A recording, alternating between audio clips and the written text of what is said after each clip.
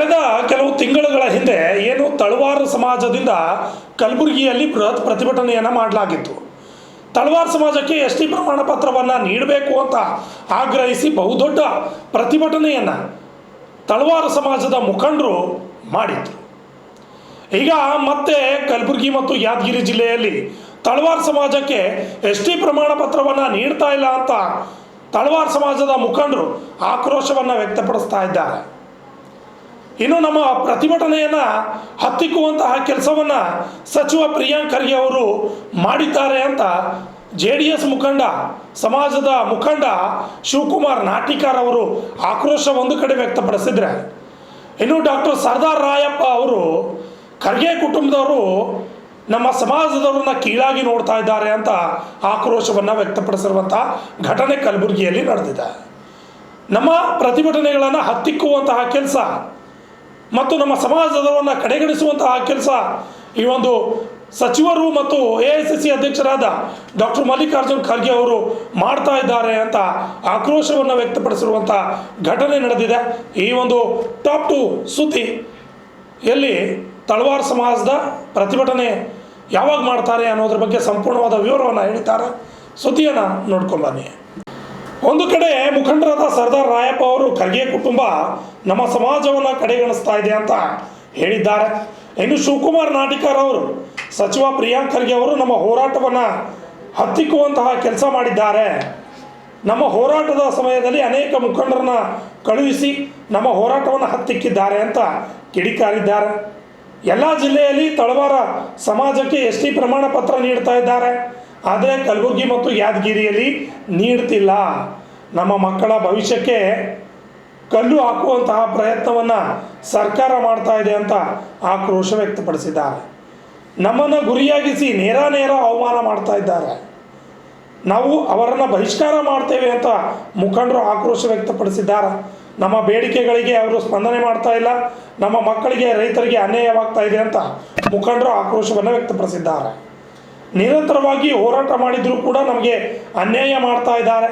ತಳವಾರರಿಗೆ ಪರಿಶಿಷ್ಟ ಪಂಗಡ ಪ್ರಮಾಣ ಪತ್ರ ನೀಡಬೇಕು ಅಂತ ಕೇಂದ್ರ ಸರ್ಕಾರದ ಆದೇಶ ಇದ್ದರೂ ಕೂಡ ರಾಜ್ಯ ಸರ್ಕಾರ ನೈಜ ತಳವಾರರಿಗೆ ಕಾಟ ಕೊಡುತ್ತಿದೆ. ಯಾದಗಿರಿ ಹಾಗೂ ಕಲಬುರಗಿಯಲ್ಲಿ ಸಿಂಧುತ್ವ ತಡೆ ಹಿಡಿದಿದ್ದಾರೆ ಅಂತ ಆಕ್ರೋಶ ವ್ಯಕ್ತಪಡಿಸ್ತಾ ಇದ್ದಾರೆ.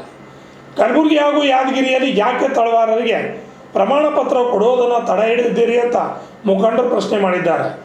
ಜಿಲ್ಲಾಧಿಕಾರಿಗಳು ಹಾಗೂ ಇನ್ನುಳಿದ ಅಧಿಕಾರಿಗಳು ವ್ಯವಸ್ಥಿತ ಸಂಚು ಮಾಡಿ ತಳವಾರನ್ನು ಹತ್ತಿಕ್ಕುವ ಕೆಲಸ ಮಾಡ್ತಾ ಇದ್ದಾರೆ ಅಂತ ಆಕ್ರೋಶವನ್ನು ವ್ಯಕ್ತಪಡಿಸಿದ್ದಾರೆ.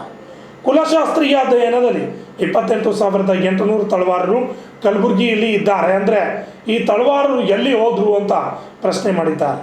ನಕಲಿ ತಳವಾರರು ಎಂದು ಹೇಳಿಕೆಯನ್ನು ನೀಡುತ್ತಿದ್ದಾರೆ ಅಂತ ಕಿಡಿಯನ್ನು ಮುಖಂಡರು ಕಾರಿದ್ದಾರೆ. ಬೇಡಿಕೆ ಇಟ್ಟುಕೊಂಡು ಸುಮಾರು 2 ವರ್ಷದಿಂದ ನಿರಂತರವಾಗಿ ಹೋರಾಟ ಮಾಡ್ತಾ ಇದ್ದೀವಿ. ಇವತ್ತು ಅದಕ್ಕೆ ಯಾವುದೇ ರೀತಿಯ ನ್ಯಾಯ ಸಿಗ್ತಿಲ್ಲ. ಕಾರಣ ಇಷ್ಟೇ, ರಾಜ್ಯದಾಗ ಎಲ್ಲ ಕಡೆ ಸರ್ಟಿಫಿಕೇಟ್ ಸಿಗ್ತಿದ್ರು ಕೂಡ ಕಲಬುರಗಿ ಯಾದಗಿರಿಯಲ್ಲಿ ಸಿಗ್ತಾ ಇಲ್ಲ. ಅದಕ್ಕೆ ಉದ್ದೇಶಪೂರ್ವಕವಾಗಿ ತಡೆ ಹಿಡಿದಾರ. ರಾಜಕೀಯ ಇಚ್ಛಾಶಕ್ತಿ ಕೊರತೆ ಅದ. ನಮ್ಮ ಸಮುದಾಯನ ಹತ್ತಿಕ್ಕು ಅಂತೇಳಿ ಏನು ಉದ್ದೇಶಪೂರ್ವಕವಾಗಿ ಸರ್ಟಿಫಿಕೇಟ್ ತಡೆದು ಹಿಡಿದಿರುವಂಥ ಪ್ರಿಯಾಂಕ್ ಖರ್ಗೆ ಅವರಾಗಲಿ, ಅವ್ರ ತಂದೆಯವರಾದ ಮಲ್ಲಿಕಾರ್ಜುನ್ ಖರ್ಗೆ ಅವರಾಗಲಿ ನಮ್ಮನ್ನು ಗುರಿಯಾಗಿ ಇಟ್ಟುಕೊಂಡು ನೇರ ಬಹಿರಂಗವಾಗಿ ವಿರೋಧ ಮಾಡ್ತಾಯಿದ್ದಾರೆ. ಇವತ್ತು ನಾವು ಕೂಡ ಸಮಾಜದ ವತಿಯಿಂದ ರಾಜಕೀಯವಾಗಿ ಅವರನ್ನು ಬಹಿಷ್ಕರಿಸ್ತೀವಿ ಮತ್ತು ಕಾಂಗ್ರೆಸ್ ಪಕ್ಷಕ್ಕೂ ಕೂಡ ಬಹಿಷ್ಕರಿಸ್ತೀವಿ. ನಾವು ಈ ಭಾಗದಾಗ ಅವ್ರಿಗೆ ನಿರಂತರವಾಗಿ ಮತ ನೀಡಿದ ಕಾರಣಕ್ಕೆ ಇವತ್ತು ಅವರು ಅಂತಾರಾಷ್ಟ್ರೀಯ ಮಟ್ಟಿಗೆ ಮುಟ್ಟಿದ್ದಾರೆ. ಇವತ್ತೊಂದು ರಾಜಕೀಯವಾಗಿ ಇಷ್ಟೊಂದು ಗಟ್ಟಿಯಾಗಿ ನೆಲೆ ಊರ್ಯಾರ. ಇವತ್ತು ಕಾಂಗ್ರೆಸ್ ಪಕ್ಷಕ್ಕೂ ಕೂಡ ಇಲ್ಲಿ ನಾವು ಭದ್ರವಾದ ಒಂದು ನೆಲೆ ಊರ್ಲಿಕ್ಕೆ ಕಾರಣರಾಗಿವಿ. ಇವತ್ತು ನಮಗೆ ಯಾವುದೇ ರೀತಿ ನಮ್ಮ ಬೇಡಿಕೆಗಳಿಗೆ ಅವ್ರು ಸ್ಪಂದಿಸ್ತಾ ಇಲ್ಲ ಅಂದರೆ ನಾವು ಅವ್ರ ಜೊತೆಗಿದ್ದು ಅನ್ನೋದು ಸಾಧಿಸಬೇಕಾಗ್ಯದ. ನಮ್ಮ ಹಕ್ಕು ಸ್ವಾತಂತ್ರ್ಯಗಳಿಗೆ ಅವ್ರಲಿಂತನೇ ಧಕ್ಕೆ ಆಗ್ಲಿಕ್ಕತ್ತವ, ನಮ್ಮ ಮಕ್ಕಳಿಗೆ ಅನ್ಯಾಯ ಆಗ್ಲಿಕ್ಕತ್ತದ, ರೈತರಿಗೆ ಅನ್ಯಾಯ ಆಗ್ಲಿಕ್ಕತ್ತದ. ಇಷ್ಟೆಲ್ಲ ಅವ್ರಿಗೆ ಅನ್ಯಾಯ ಆದರೂ ಕೂಡ ಇದ್ರ ಬಗ್ಗೆ ಯಾವುದೇ ರೀತಿ ಅವರಿಗೆ ಗಂಭೀರವಾದ ಸಮಸ್ಯೆ ಅನ್ನಿಸ್ತಾ ಇಲ್ಲ. ಅವರು ಈ ರೀತಿ ನಮಗೆ ಅನ್ಯಾಯ ಮಾಡ್ತಾ ಇರೋದ್ರಿಂದ ನಾವು ಸಾಮಾಜಿಕವಾಗಿ, ಶೈಕ್ಷಣಿಕ, ಆರ್ಥಿಕವಾಗಿ ಇನ್ನೂ ಏನಪ್ಪ ಅಂದ್ರೆ ಕುಗ್ಗಿ ಹೋಗಿಬಿಟ್ವಿ. ಅವ್ರಿಗೆ ಹಲವಾರು ಸಾರಿ ಇಡೀ ಸಮುದಾಯದ ಮುಖಂಡರಿಗೆ ಪದೇ ಆಗಿ ಕೇಳಿದ್ದಾರೆ, ಸರ್ ಇವತ್ತು ನಮ್ಮ ಮಕ್ಕಳಿಗೆ ಹಿಂಗೆ ಅನ್ಯಾಯ ಆಗ್ತದೆ, ದಯವಿಟ್ಟು ತಾವು ಇದು ಮಾಡ್ಬೇಕಂದಾಗ ಅವ್ರು ಯಾವುದೇ ರೀತಿ ತಿರಸ್ಕಾರ ಮಾಡ್ತಾಯಿಲ್ಲ. ನಾವು ಕೊಡಲ್ಲ ಅಂತ ಹೇಳಲ್ಲ, ನಾವು ಕೊಡ್ತಾಯಿದ್ದೀವಿ, ನಾಳೆ ಬರ್ರಿ ನಾಡ್ದು ಕೊಡೋಣ ಅಂತ ನಮಗೆ ಹೇಳ್ತಾರೆ. ಮಾಧ್ಯಮ ಮಿತ್ರರು ಹಲವಾರು ಸಾರಿ ಅವ್ರಿಗೆ ಕಲಬುರಗಿ ಬಂದ ಪ್ರಶ್ನೆ ಮಾಡಿದಾಗ ಎಲ್ಲ ತಳವಾರದೇನೋ ಸಮಸ್ಯೆ ಇಲ್ಲ ಕೊಡ್ತಾ ಇದ್ದೀವಿ ಅಂತಾರೆ. ಸದನದಾಗ ಯಾರಿಗೆ ಜಮೀನು ಅದ ಅವ್ರಿಗೆ ಕೊಡ್ತೀವಿ ಅಂತಾರೆ. ನಾವು ಯಾರು ಜಮೀನು ಇಲ್ಲ ಅಂತ ಅವ್ರ ಬಳಿ ಹೋಗಿವಿ. ಮಾಧ್ಯಮ ಮಿತ್ರರು ಕೊಡ್ತಾರೆ ಅಂತ ಹೇಳಿದ ಮೇಲೆ ಕೊಡ್ತೀವಿ ಅಂದವ್ರು ಯಾಕೆ ಕೊಟ್ಟಿಲ್ಲ? ಹಲವಾರು ಸಾರಿ ಸದನದಲ್ಲಿ ಕ್ವಶನ್ ಎತ್ತಿದ್ರೆ ಅವ್ರಿಗೆ ಯಾರಿಗೆ ಮಾತಾಡ್ಕೊಡಲ್ಲ, ಮಧ್ಯದಲ್ಲಿ ಕುಂಡಿಸ್ತಾರೆ, ನಾವು ಸರ್ಟಿಫಿಕೇಟ್ ಕೊಡ್ತೀವಿ ಅಂತ ಹೇಳ್ತಾ ಇದ್ದಾರೆ. ಮತ್ತು ಈ ರೀತಿ ಅವರು ಬಹಿರಂಗವಾಗಿ ಒಂದು ಸಮುದಾಯನ ವಿರೋಧಿಸುತ್ತಿದ್ದು ಹತ್ತಿಕ್ಕುತ್ತಿದ್ದು ನಾವು ಎಷ್ಟು ದಿನ ಅಂತ ಸಹಿಸ್ಕೊಳ್ಳೋಣ? ನಾವು ಎಲ್ಲಿ ತನಕ ಇವರಿಗೆ ಏನಪ್ಪ ಅಂದ್ರೆ ನಾವು ಇದು ಹಿಡ್ಕೊಂಡು ಇವ್ರ ಹಿಂದೆ ನಾವು ತಿರುಗಾಡೋಕ್ಕೆ ಸಾಧ್ಯ ಆಗ್ತದೆ?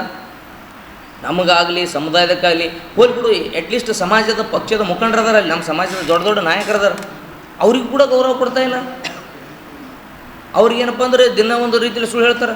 ಅವರು ಹೇಳಿದ್ದಾರನ್ನ ಕಾರಣಕ್ಕೆ ಅವ್ರಲಿಂತ ಅವ್ರು ಇಲ್ಲಿ ನಮ್ಮ ಜಿಲ್ಲೆಯಲ್ಲಿ ಏನಪ್ಪ ವಿಜಯೋತ್ಸವ ಮಾಡ್ಯಾರ, ಅವ್ರಿಗೇನಪ್ಪ ಅಂದ್ರೆ ಸನ್ಮಾನಿಸ್ಯಾರ, ಗೌರವ ಸೂಚಿಸ್ಯಾರ. ಇಷ್ಟೆಲ್ಲ ಆದರೂ ಕೂಡ ಬಹಿರಂಗವಾಗಿ ಇಷ್ಟೆಲ್ಲ ಚಟುವಟಿಕೆಗಳು ನೋಡಿದ್ರು ಕೂಡ ಯಾವ ಧೈರ್ಯದ ಮ್ಯಾಗೆ ಇವರು ಇಷ್ಟೊಂದು ಕಾನೂನು ಸಂವಿಧಾನ ಉಲ್ಲಂಘನೆ ಮಾಡ್ತಾರೆ. ಇತ್ತೀಚೆಗೆ ಏನಪ್ಪ ಅಂದ್ರೆ ನಮ್ಮ ಸಮಾಜದ ಮುಖಂಡರು ಹೋಗಿ ಕೇಳಿದ್ರು ಅವ್ರಿಗೆ, ಖುದ್ದು ಮಲ್ಲಿಕಾರ್ಜುನ ಖರ್ಗೆ ಸಾಹೇಬರಿಗೆ ಕೇಳ್ಯಾರ, ಸರ್ ತಳವಾರದ ವಿಷಯ ಏನದು ಹಿಂಗೆ ಅದು ಏನಪ್ಪ ಅಂದರೆ ಇಲೀಗಲ್ ಅದ. ಎಷ್ಟು ಸರಳವಾಗಿ ಹೇಳ್ತಾರಲ್ಲ ಇಲೀಗಲ್ ಅಂತ. ನೀವು ಸಂವಿಧಾನನ ಆಚರಣೆ ಮಾಡೋರು, ಸಂವಿಧಾನ ನಮಗೆ ಎಲ್ಲಿ ಇವತ್ತು ಕಾನೂನು ಇಲೀಗಲ್ ಅಂತ ಹೇಳ್ತಾ ಇರಲ್ಲ, ಅದನ್ನು ಸಂವಿಧಾನಾತ್ಮಕವಾಗಿ ಕಾನೂನಾತ್ಮಕವಾಗಿ ಸಿಕ್ಕಿದ್ದು ಮತ್ತು ಸಂವಿಧಾನ ಸಾಹೇಬ್ರೆ ದೊಡ್ಡ ಸಾಹೇಬ್ರೆ ಅಲ್ಲಗಳಿತಾರ. ಇವತ್ತು ನಾವು ಅವ್ರಿಗೆ ಪ್ರಶ್ನೆ ಮಾಡ್ಬೋದು. ನೀವು ಆರಂಭಿಕವಾಗಿ ನಾನು ರಾಜಕೀಯ ಬರಬೇಕಾದ್ರೆ ನಾನು ಹಾಗೆ ಆಯಿತು, ನಾನು ಹೀಗಾಯಿತು, ನಾನು ಒಕ್ಕಲೆದ್ದು ಹೋಗಿದ್ದೆ, ನನ್ನ ಕುಟುಂಬ ಬೀದಿನ ಪಾಲಾಯಿತು, ಅದಾದಮೇಲೆ ನಮ್ಮ ತಂದೆಯವರು ಎಲ್ಲೋ ಕೆಲಸ ಮಾಡಿದ್ರು, ನಾನೊಬ್ಬ ಕಾರ್ಮಿಕ ಮಗ ಅಂತ ಹೇಳ್ತಾರೆ. ನೀವು ಇಲ್ಲಿ ತನಕ ಇಷ್ಟೆಲ್ಲ ಬೆಳೆದಿರಲ್ಲ, ನೀವೆಷ್ಟು ಲೀಗಲಾಗಿ ಮಾಡಿರಿ? ನಾವು ಮಾತಾಡಬಾರ್ದು ಅನ್ಕೋತೀವಿ, ಆ ರೀತಿ ನಮ್ಮನ್ನು ಮಾತಾಡುವಂಗೆ ಪ್ರಚೋದಿಸ್ತಿದ್ದೀರಿ, ನೀವು ನಮ್ಮನ್ನು ಹತ್ತಿಕ್ಕು ಅಂತ ಮಾಡ್ತಾಯಿದ್ದೀರಿ. ನೀವೆಷ್ಟು ನೈತಿಕವಾಗಿದ್ದೀರಿ, ನೀವೆಷ್ಟು ಲೀಗಲ್ ಆಗಿದ್ದೀರಿ, ನೀವೆಷ್ಟು ಕಾನೂನಾತ್ಮಕವಾಗಿದ್ದೀರಿ, ನೀವೆಷ್ಟು ಸಂವಿಧಾನಾತ್ಮಕವಾಗಿ ನಡೆದುಕೊಳ್ಳುತ್ತೀರಿ ಜನರ ವಿಷಯದಲ್ಲಿ, ನಿಮ್ಮ ವೈಯಕ್ತಿಕ ವಿಷಯದಾಗಲಿ ಮತ್ತೊಂದಲ್ಲಿ ರಾಜಕೀಯವಾಗಿ. ನಿಮಗೊಂದು ನ್ಯಾಯ ನಮಗೊಂದು ನ್ಯಾಯನ? ನೀವು ದೊಡ್ಡ ಮಟ್ಟದಾಗ ಇದ್ದಿರಿ, ನಿಮ್ಮ ಇದ್ರೆ ಯಾರು ನಾವು ಮಾತಾಡೋಕ್ಕಾಗಲ್ಲ ಅಂತೇಳಿಕೆ ನೀವು ನಮಗೆ ಹೆಂಗೆ ಬೇಕಾದ್ರೆ ಆಪಾದನೆ ಮಾಡ್ಬೋದಾ? ಈ ದೇಶದಲ್ಲಿ ಒಂದು ಸಂವಿಧಾನ, ಒಂದು ಕಾನೂನು ವ್ಯವಸ್ಥೆ ಅದಲ್ಲ, ಅದು ಚೌಕಟ್ಟಿನಲ್ಲಿ ಕೇಳ್ತಾ ಇದ್ದೀವಿ ನಾವು, ಅದರ ಹೊರಗೆ ಬಿಟ್ಟು ಏನೂ ಕೇಳಲ್ಲ.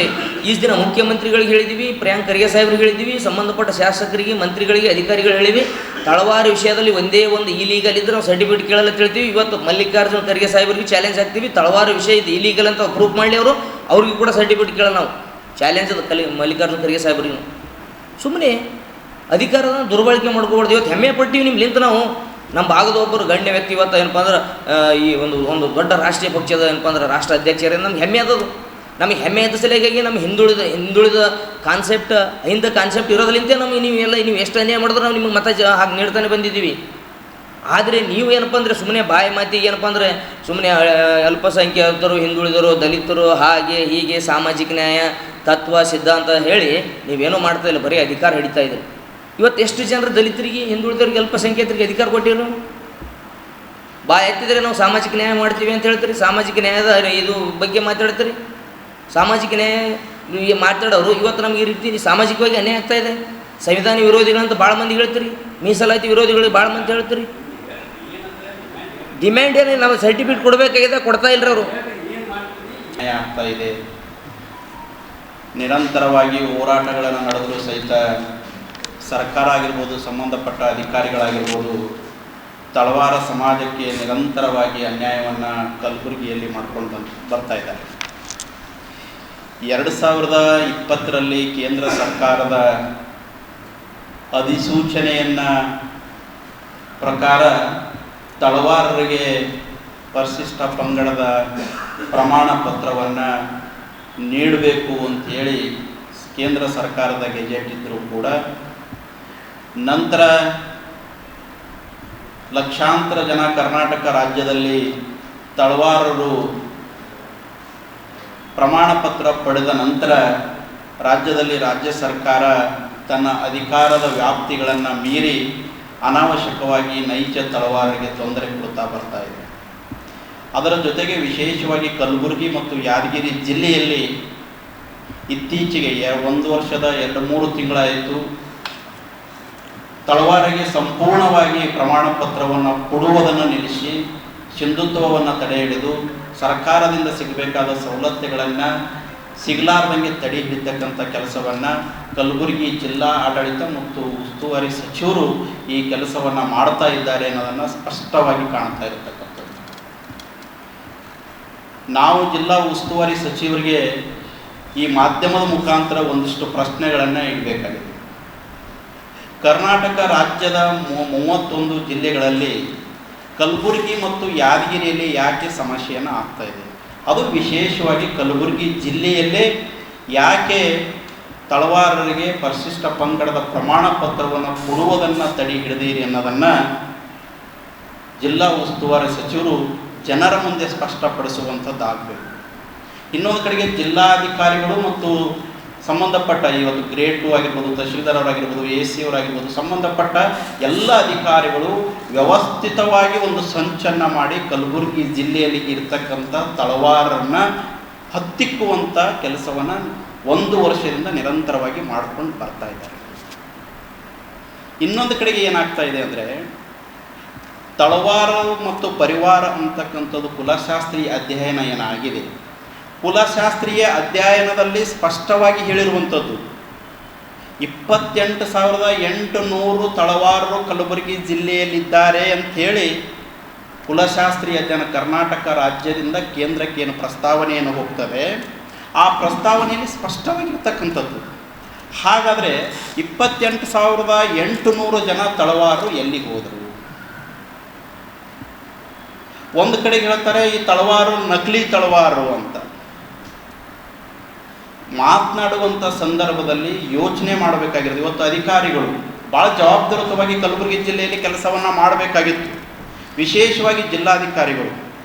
ಈ ಜಿಲ್ಲಾಧಿಕಾರಿಗಳ ಬಗ್ಗೆ ನಮಗೆ ಎಂಥ ಒಂದು ತಕರಾರು ಇದೆ ಅಂದರೆ, ಇವರೊಬ್ಬರು IAS ಅಧಿಕಾರಿ, ಜಿಲ್ಲಾ ಅಧಿಕಾರಿಗಳು ಅವ್ರು ಏನಿದ್ದೀವಿ ಅನ್ನೋದು ಅವ್ರ ಕರ್ತವ್ಯವನ್ನು ಮರೆತು ಜಿಲ್ಲಾ ಉಸ್ತುವಾರಿ ಸಚಿವರಾದಂಥ ಪ್ರಿಯಾಂಕಾ ಖರ್ಗೆ ಅವರ ಖಾಸಗಿ ಆಪ್ತ ಸಹಾಯಕಿ ಥರ ಕೆಲಸ ಮಾಡ್ತಾ ಇದ್ದಾರೆ ಅಂತ ನನಗೆ ಅನ್ನಿಸ್ತಾ ಇದೆ. ಅವ್ರು ಕೂತಂಥ ಆ ಹುದ್ದೆಯ ಘನತೆಯನ್ನು ಮೀರಿ, ಅಧಿಕಾರವನ್ನು ಮೀರಿ ಇವತ್ತು ಅತ್ಯಂತ ಕೆಟ್ಟದಾಗಿ ಜಿಲ್ಲಾಧಿಕಾರಿಗಳು ನಡ್ಕೋತಾ ಇದ್ದಾರೆ. ಯಾಕೆ ಅಂದರೆ, ನಾವು ಕೇಳ್ತಾ ಇರೋದೇನೆಂದರೆ, ನೀವು ತಳವಾರು ನೈಜ ತಳವಾರ ಅಲ್ಲ ಅಂಥೇಳಿ, ಆದರೆ 2020ರಲ್ಲಿ ತಳವಾರನ್ನು ಪರಿಶಿಷ್ಟ ಪಂಗಡಕ್ಕೆ ಸೇರಿಸುವಂಥ ಕೆಲಸವನ್ನು ನಡೀತು.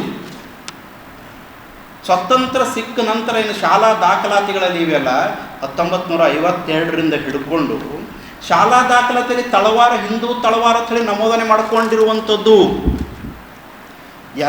ನಮ್ಮ ಎಲ್ಲ ಹಿರಿಯರಿಗೆ, ನಮ್ಮವರಿಗೆ ಎಲ್ಲರಿಗೂ ಕೂಡ ಯಾರು ತಳವಾರ ಅಂಥೇಳಿ ಬರೆಸ್ಕೊಂಡಿದ್ದಾರೆ. 50ರಲ್ಲಿ ಏನು ಕನಸು ಬಿದ್ದಿದ್ದ 2020ಕ್ಕೆ ತಳವಾರ ಎಷ್ಟೇ ಆಗ್ತದೆ ಅಂಥೇಳಿ? ಹೌದು, ಅಷ್ಟಕ್ಕೂ ಇನ್ನೊಂದು ಕಡೆಗೆ ಕುಲಶಾಸ್ತ್ರೀಯ ಅಧ್ಯಯನ ಏನಾಗಿದೆಯಲ್ಲ, ಕುಲಶಾಸ್ತ್ರೀಯ ಅಧ್ಯಯನದಲ್ಲಿ ತಳವಾರ ಗುಣಲಕ್ಷಣಗಳು ಎಸ್ ಟಿ ಪಟ್ಟಿಗೆ ಸೇರಲಿಕ್ಕೆ ಏನು ಗುಣಲಕ್ಷಣಗಳು ಇರಬೇಕು ಅಂಥೇಳಿ ಅದರಿಗೆ ನಮೂದನೆ ಮಾಡಿದಾರಲ್ಲ, ಆ ನಮೂದನೆಯಲ್ಲಿ ಇವತ್ತು ಹಳ್ಳಿಗಳಲ್ಲಿ ಬಂದು ನೋಡಲಿ, ಯಾರು ಹಿಂದೂ ತಳವಾರ ಅಂತೇಳಿ ಬರೆಸ್ಕೊಂಡಿದ್ದಾರೆ ಅವ್ರ ಗುಣಲಕ್ಷಣಗಳು ಕುಲಶಾಸ್ತ್ರೀಯಲ್ಲಿ ಅಧ್ಯಯನ ಇದ್ದಿದ್ದಕ್ಕೆ ಅದಕ್ಕೆ ಸಾಮ್ಯತೆ ಅದ ಇಲ್ಲ ಅಂಥೇಳಿ ಬಂದು ನೋಡಲಿ.